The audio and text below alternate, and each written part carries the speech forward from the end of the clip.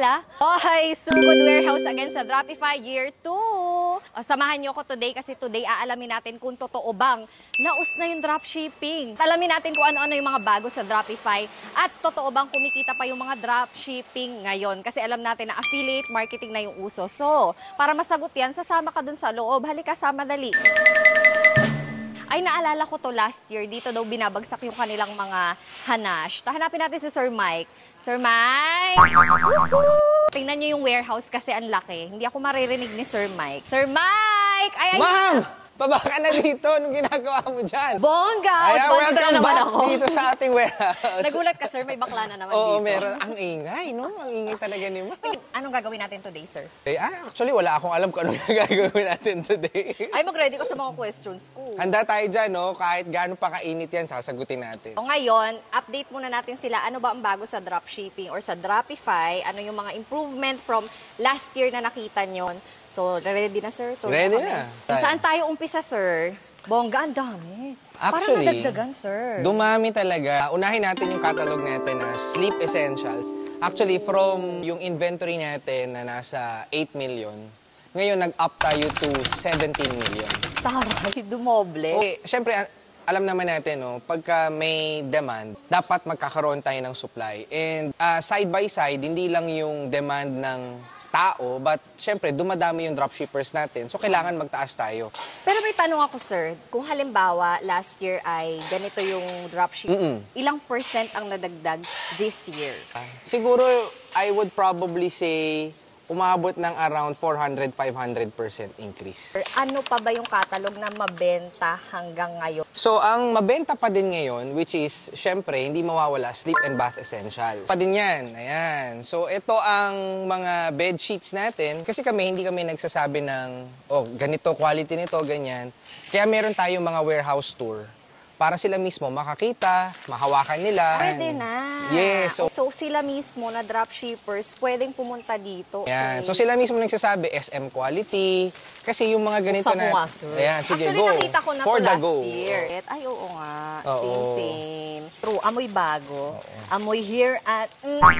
Ayan. Gusto namin, makita nila mismo kung ano yung mga items na ibebenta nila. Kasi yan yung mga limitations ng dropshipping. Hindi mo hawak yung products mo. So, we allow our sellers to go here in our warehouse para sila mismo makakita. Tapos ipa-flash ko na lang sa screen, guys, yung details kung magkano yung ating subscription fee. Eto naman, sir, di ba pwede sila magbenta before sa Shopee, Lazada, tapos walang TikTok. Eh ngayon kasi dahil usong-uso si TikTok, pwede na rin ba silang magbenta sa... Actually, pwede na, no? Open na ang TikTok shop natin. Meron din tayong Facebook, pwede na rin kayo magbenta sa Instagram. Ay, taray. Kung meron kayong sariling website, kaya nyo gumawa ng Shopify or kaya WooCommerce, pwede rin sila magbenta doon. Kaya isang tao kasi meron kanya-kanyang capacity or skills na hindi lang pang Lazada or pang Shopee, meron pang TikTok or content creator. So if ikaw, talagang feeling mo magaling kang gumawa ng content, magaling kang mambudol, talented ka. Oo, mag-TikTok ka or mag-Facebook. So, pasok tayo dito sa kabilang side. So, kanina nabanggit ko, sleep and bath essential, isa sa pinakamabenta. True. Hindi pa rin mapagkakaila na marami pa ring tao mahilig sa sapatos. Papasok tayo dito. Para din sa mga nanonood, no, at nakakaalam. And sa'yo na rin, ma'am. Ang sneakerhead natin at saka ang sidekicks, nag-merge na yan. Ay! So, isang catalog na lang sila. Before kasi hiwalay. Yes, hiwalay. Ano ba pinagkaiba ng sidekicks, sir, at saka ni sneakerhead? Okay, ang sidekicks natin, premium quality ang kanyang mga shoes. Mas makakapal, yung medyo Korean type sneakers. Parang ganon. Si sneakerhead naman, medyo mababa yung price ng mga sapatos. So kung gusto mong magbenta ng mga sapatos na 89 pesos, yung mga ganon, paalisin natin to sa warehouse yung mga ganyan. Pero nyo can imagine, no, pag sa sneakerhead ka nakasubscribe, you can sell shoes na 89 pesos. Okay.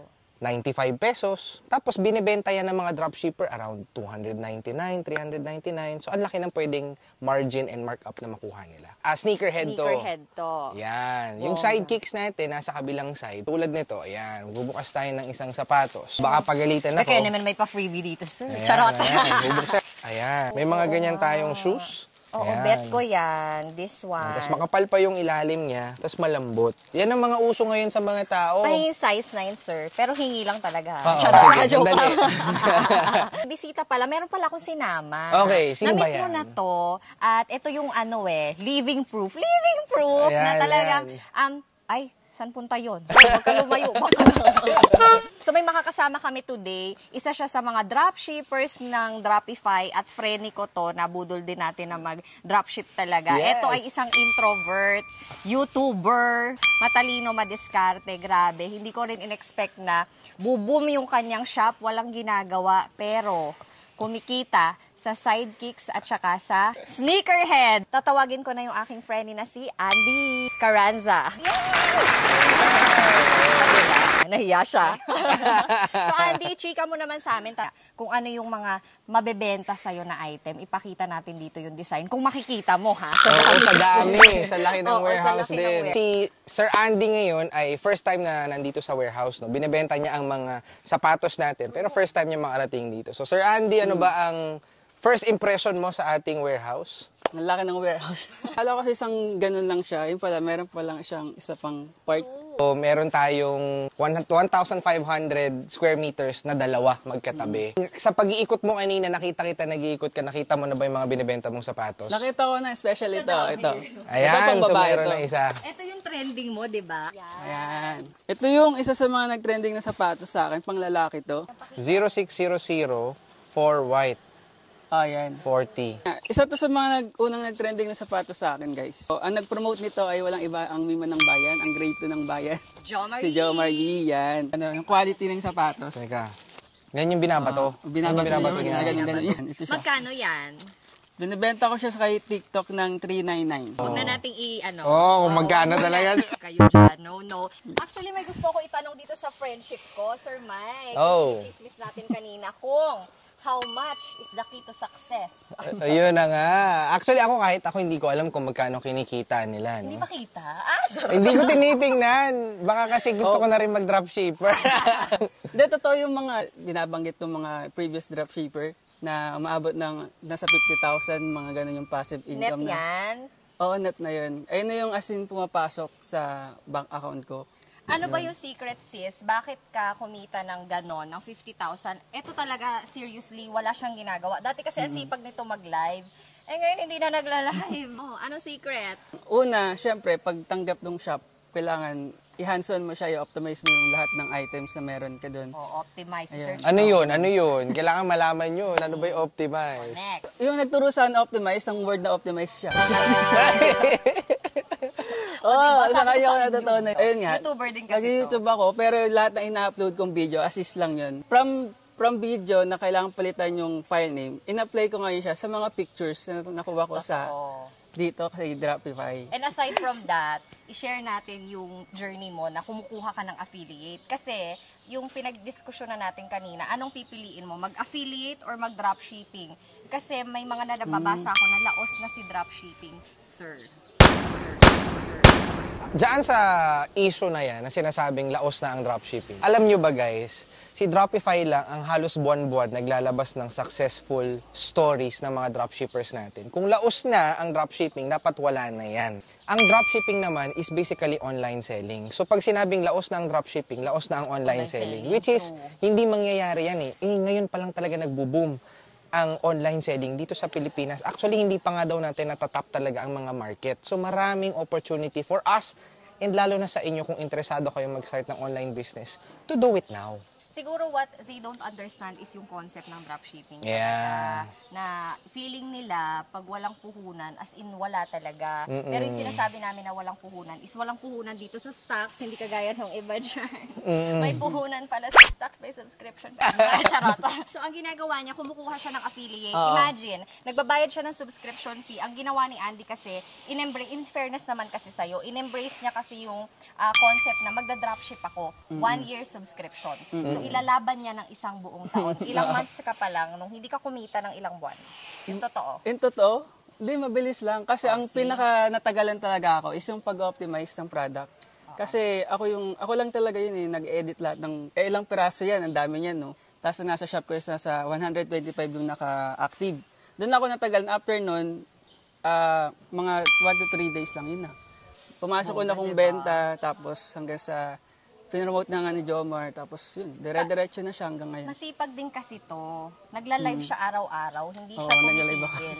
Namuhunan siya, binili niya yung mga stocks na bet niya, na feeling niya ay mag-trending, ni-live niya talaga yon. Kuha na siya ng mga affiliate. So yung mga affiliate, binibigyan niya ng free sample. Yung iba, so dapat hindi ka lang masipag, hindi ka lang matyaga, meron ka rin talagang knowledge. So uupuan mo. Yung kanya kasi, nagbayad siya, willing siya mag-invest 1 year, o diba? 1 Samantalang year. kayo 1 month pa lang ayaw niyo. Ay, may question ako dyan, no, Ma'am Teresa. Diyan sa 1 year na yan. Para hindi galing sa amin, no? Para hindi galing sa company. True. Sir Andy, bakit 1 year ka nag-subscribe? Pwede namang monthly eh. Nasa plano ko talaga siya. Actually, hinihintay ko lang yung Drafify na magkaroon talaga ng TikTok noon. Tapos, nung time na nagkaroon niya, sabi ko, ay 1 year, bakit di ko kuha yung 1 year? Kasi laki rin na madi-discount ko eh. Kung instead na mag-1 every month ako, ganun. Kaya ni 1 year ko na agad. Pati, feeling ko naman, 1 year, mababawi ko yung subscription ko, kaya nilaban ko talaga yun. Feeling nyo lang kasi madali dahil ang gusto nyong puntahan ay yung income niya agad. Pero grabe din yung trabaho niya talaga. As in, pinag-aralan niya isa-isa bago ka pa makapag-edit. Tingnan nyo yung shop niya, ang linis. Ayo, ano naman yung next? O diba, nabitin kayo sa story ni Andy. Actually, na-interview na yan si Andy nila, sir. Oo, panoorin nyo sa YouTube channel natin, no? So, Pinoy Ecom TV. Dito tayo dito. Papasok tayo dito sa aisle na to para mapakita ang ating next products. At madami pa. Oo, madami pa, madami. Actually, itong mga nandito, karamihan nasa super deal kasi may mga pang motor, merong pang kitchen din dito. Halo-halo na yan eh. Pero ang kagandahan kasi sa atin, automated lahat. So once may order, ang ating mga dropshippers, meron niya mga barcode, no? So pagka binaril nila, alam nila kung saan na hahanapin. Ay, matatransport na sila kung saan sila. Yun yung kagandahan sa atin. Kahit magkakalayo ang mga items, pero isang catalog siya, pag binaril, alam nila kung saan nila pupuntahan. Bale sa super deal, sir, nagkaroon ba ng price increase? Wala. May bago ba? Okay. Walang price increase. Pero nadadagdagan siya ng mga bagong items, pero hindi nadadagdagan yung subscription fee. Bongga. Yan yung maganda sa atin. Nagdadagdag ng new items, pero hindi nadadagdagan yung binabayaran.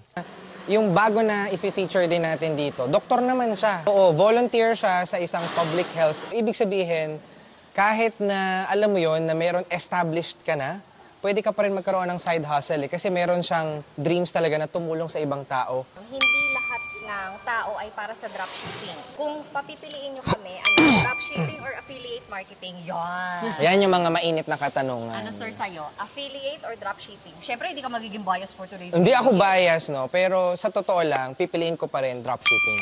Why? Okay? Kasi sa dropshipping, sarili ko na yung negosyo. Ang feeling ko, supplier ako. Ang maganda pa, kumikita ako na ako yung nagbebenta, plus pwede akong maghanap ng affiliate na magbebenta for me. So, dalawang stream of incomes agad yung pwedeng pumasok sa akin. Ako yung nagbenta at yung may tumulong sa akin na magbenta na affiliate. May feeling ka ba na para doon ka rin sa content creation, pag-affiliate? Feeling mo magbo-boom ka ba doon? Ako? Ako kasi feeling ko oo. Based on my strengths na tinake ko, no, Strengths Finder, i-take nyo din yan. 800 pesos, malaking tulong. Number 1 ko is communication. Number 2 ko is woo, yung winning over others. So feeling ko pag meron akong product na binenta, pwede siyang mag-viral or pumatok. Pagdating naman sa creativity, hindi naman ako ganoon ka-creative, but I can use my strengths, which is communication and yung woo. And belief. Number 3 ko, belief eh. Parang ganoon, may paniniwala ako. So lahat ng ginagawa ko, paniniwalaan ko yan. Ayun, so ikaw naman tanungin ko, dropshipping or affiliate? Ako kasi na-experience ko yung both worlds. Dropshipper na ako ngayon, tapos nagko-content na rin ako. Ang mahirap sa part is yung pagko-content kasi marami kang gagawing paraan para mapansin ka.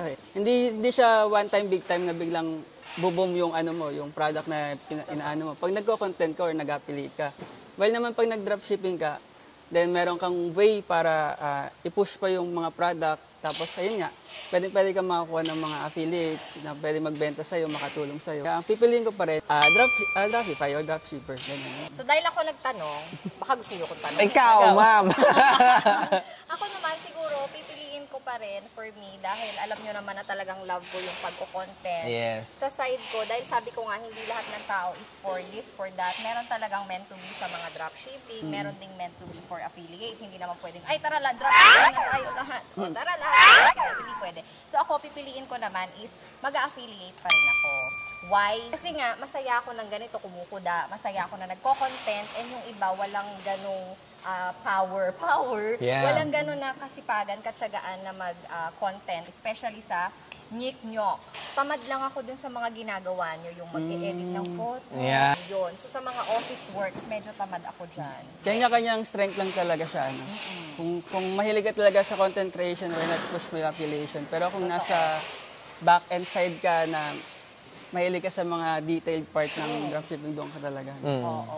Okay, so sa next na tayo na destination, sir. Oo. Ano naman yan? Ayan, kasi hindi to nakita ni Andy, pero syempre alam ko na kung ano yan. Nakita ko na yan last year. Ito ang packing area natin. So lahat ng orders na na-pick doon sa ating racks, ipapakita, dito yan dadalhin para balutin, tapos ilalagay dito sa red crates for dispatch. So itong mga to for dispatch na yan. Aantayin na lang natin ang logistics courier na pumunta dito at dadalhin na yan doon. Ang laki naman nito. Ang daming in-order. Ayan. Pupunta tayo sa kabilang warehouse kasi again, dalawa to. Ayan yung sinasabi ko na kabila pang side. Puno na naman niya. So meron na rin tayong mga suppliers dito na local suppliers. Wait, may nakita ko. May mga pambebe dito. Ano to? Anong catalog to, sir? Yung mga Baby pambebe. Wise.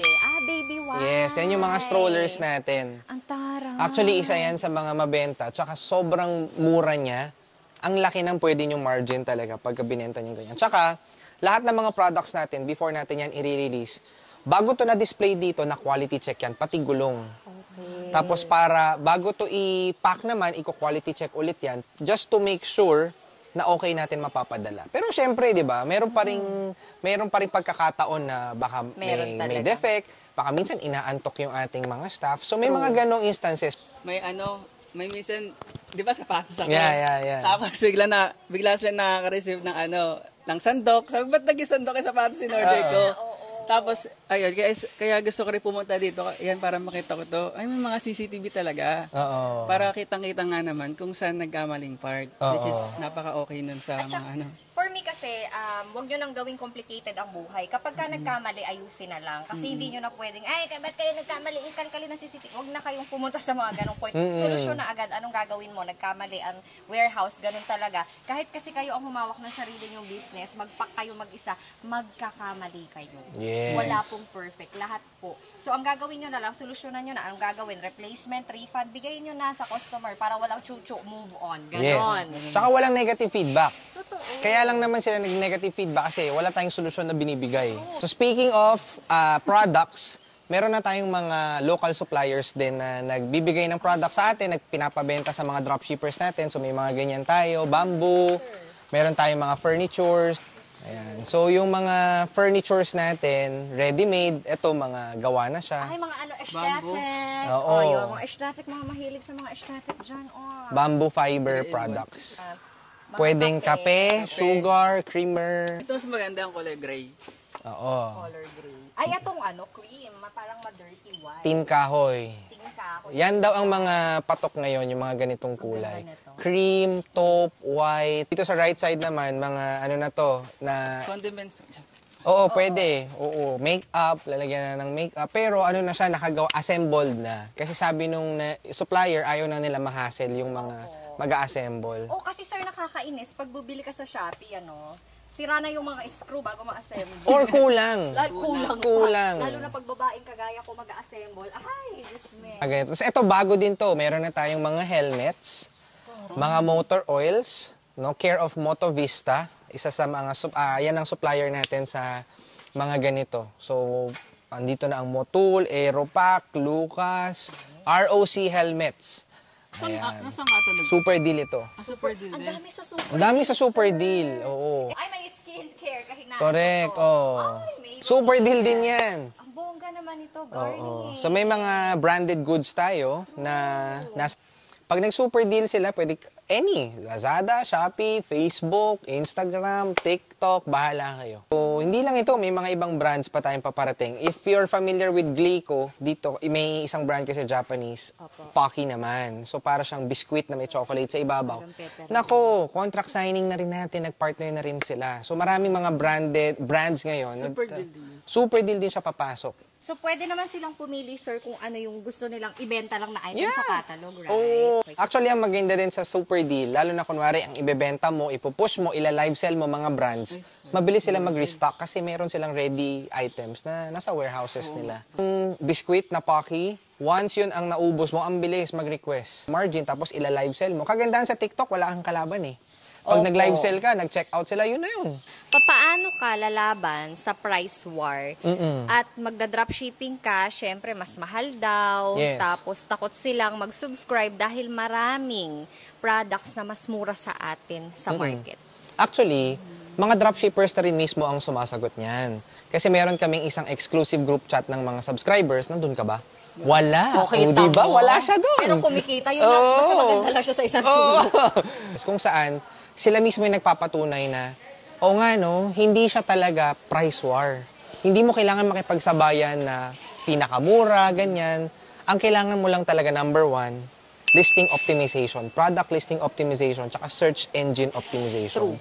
So pag nagawa mo yung dalawa na yun, pwede kang lumaban kahit na sa mga pinakamurang sellers. Kasi ano ba ang goal natin as sellers, as businessmen and women? Gusto ba natin mag-break even lang o gusto natin kumita? So, bakit tayo makipagsabayan kung alam mo naman ang kikitain mo piso, 2 piso lang? Ayan. Mahirap maging supplier ng ikaw lahat. Lalo na kapag pinasok mo yung business na nakikipag-price war ka talaga. Yung tipong, ay okay lang, piso tubo, 2 piso tubo. Tapos at the end of the day, marirealize mo na, ay, grabe naman yung effort ko, tapos ito lang yung kita ko. Kailangan nyo talagang panuurin yung mentorship program, yung sinasabi ni Sir na mga videos dahil ang dami nyong matututunan doon. Magpapatunay din yan si Sir Andy.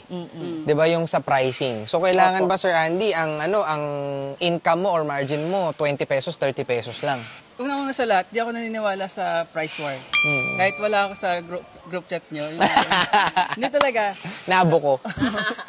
Hindi ako naniniwala. Kasi meron akong katulad na binibenta na flat shoes. Ang sa kanya is 110 pesos. Ang benta ko 160 pesos. Pero ang sold ko nasa almost 600 plus na. Sa isang, kasi iba't ibang design ng flat shoes dyan eh. Si 110, marami din ang bumili, pero marami din bumili sa akin. Tama yung sinabi ni Sir, optimization tsaka search engine lang ang katapat niyan. Ano yan? Know your value. Siyempre, pinaghirapan mo eh. Nag-edit ka, nag-take time ka, inaral mo, marketing, pricing strategy, tapos bababaan mo yung presyo, di ba? So, you have to know your value pa din. Kasi sa dropshipping or any business, kailangan pa din long-term ang isip natin. So, meron tayong ginawang annual plan for them, and meron din tayong quarterly and semi-annual plan na discounted. Pag naka-quarterly kayo or semi-annual or annual, bongga yung mga discounts natin dyan. Totoo yan. Mag-subscribe ng annual yun sa'yo, di ba? Kasi mas makaka-less naman kasi siya. Oo. In reality, makakatipid ka talaga. Correct. Tsaka mahirap pag naka-monthly, guys. It's a setup for disappointment. Kasi isipin mo 15 days ka, nag-edit ka, nag-optimize ka, tapos wala ka pang benta. Isipin mo, uy, next month magsasubscribe pa ba ako? Ang problem. Hindi ko alam kung alam nyo na to, pero lagi ko itong binabanggit. Sa mga naka-monthly kay Dropify, 4% lang ang nagiging successful. 4% lang ang nagiging successful sa naka-monthly. Pero, pag tayo ay tumagal na ng 3 months pataas, nagiging 30% yung success rate. So, ibig sabihin, sa lahat ng negosyo talaga, long-term talaga siya. So, if you want to really start this business, tapos monthly pa lang yung kaya mo, pause ka muna. Ipunin mo yung pang long-term. Dropify naman nandito lang eh. Hindi naman kami aalis.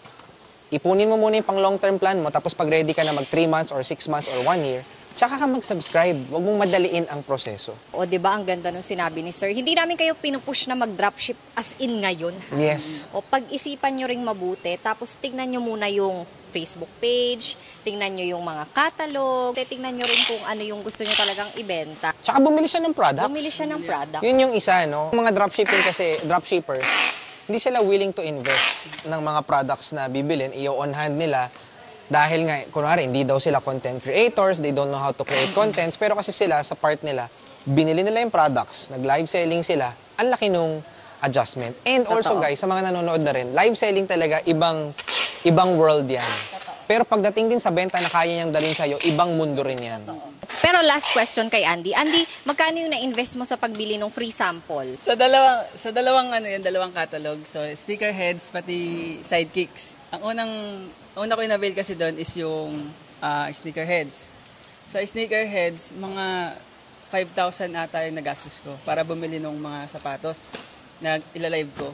Tapos sinunod ko yung sidekicks. Sa sidekicks medyo mahal siya kasi mas pricey yung Yes, mga mas out. Sa around nasa 8,000 natin, more or less nasa 13,000 yung nagastos. Pero yung 13,000, ang bilis lang bumalik sa akin nun. As in, sobrang bilis, kaya hindi rin ako nang hinayang ng mga time na yun. Kasi, yun nga, yung field ko kasi nasa TikTok at labanan doon is yung live selling. Yun yung sinasabi ko sa inyo kanina. Itong friendship ko na ito ay introvert po siya. Lagi po siyang naka-silent mode. Ibig ko sabihin, hindi po ito masyado nagsasalita. Kaya nagulat kami na nagla-live ang friendly namin. Sabi ko, talagang gusto nito. Kasi siya nga kaya niya, kahit mahiyain ka, no? Oo. Talagang nilaban niya. Yeah. Nakakabenta, 'di ba? What more pa yung mga energetic na sobra, tapos Correct. bata pa kayo, mas marami silang energy. Yon. Okay, so yan na nga. Dito na natatapos ang aming part 1 ng warehouse tour. O, 'di ba? Ang dami nyo natutunan for today. For sure, marami pa yan kasi may part 2 pa tayo Part 2, later. abangan nyo. So, thank you so much, guys. At salamat po, Sir Mike. No Lagi problem. kitang inaabala. At thank you so much, Andy. Ayan, eto busy-busy to sa kaka-edit ng kanyang vlogs at pagtitinda sa TikTok. Pero nahila ko siya for today. Maraming salamat. At sana marami kayo natutunan. Don't forget, guys, na mag-subscribe sa aking YouTube channel. Follow nyo ang Dropify. I-flash ko na lang sa screen yung kanilang mga social media channels. So, don't forget na i-follow sila. Thank you so much. Babush! Bye-bye! My darling, I love you, I love you, I love you, I love you.